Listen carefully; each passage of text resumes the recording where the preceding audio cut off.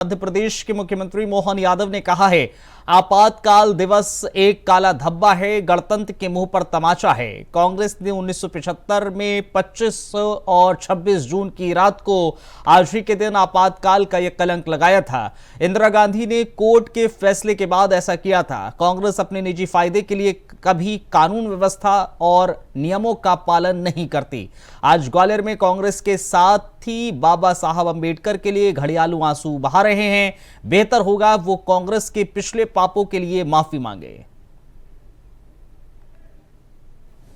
कांग्रेस ने आज ही के दिन 1975 में 25 और 26 की रात ये जो कलंक लगाया था, इंदिरा गांधी जी ने अपने चुनाव हारने के बाद कोर्ट के द्वारा दिए गए निर्णय के परिप्रेक्ष्य में, चूंकि कोर्ट ने उनके चुनाव का योग्य बताते हुए राजनारायण जी को विजय श्री देने का निर्णय सुनाया था।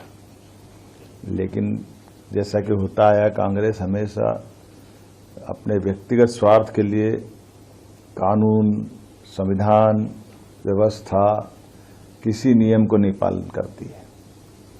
और अंबेडकर जी के लिए आज ग्वालियर में कांग्रेस के मित्र घड़ियाली आंसू बहा रहे हैं।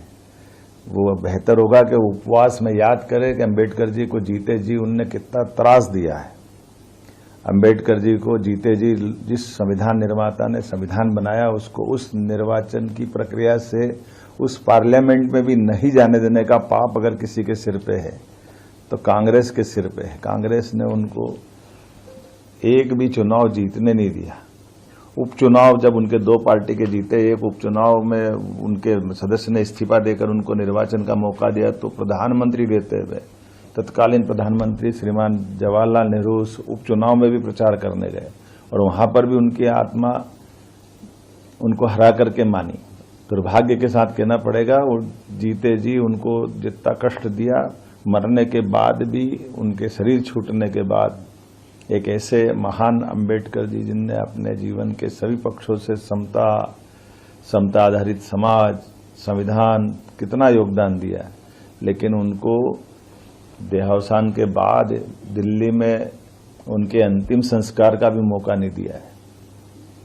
मजबूरी में उनकी उस मृत शरीर को लेकर के हवाई जहाज से बंबई जाना पड़ा और उससे बढ़कर के कांग्रेस के लोगों ने अन्याय करते हुए उस विमान के किराए का वसूली भी उनकी पत्नी से की।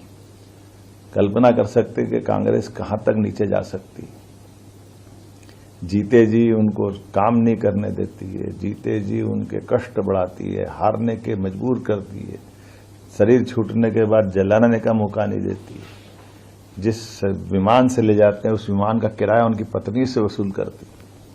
तो आज का दिन अच्छा है, ग्वालियर में कांग्रेसी मित्र उपवास कर रहे हैं। बेहतर होगा कि वो अपने उस कांग्रेस के अतीत के पापों की क्षमा प्रार्थना करें। और ये जो पूरा घटनाक्रम अंबेडकर जी के प्रतिमा को लेकर के ये पूरा संकट खड़ा किसने खड़ा किया? कांग्रेस ने पहले विरोध किया और कांग्रेस ही आज बजाय ये कोर्ट में, हाई कोर्ट के चीफ जस्टिस की कमेटी के पास जाए, उनसे वहां निवेदन करे कि हाँ आप जल्दी निराकरण करो, हमारा पक्ष सुनो, लेकिन बजाय वहां करने के वोट की राजनीति करने ग्वालियर में जनता को मूर्ख बनाने आए।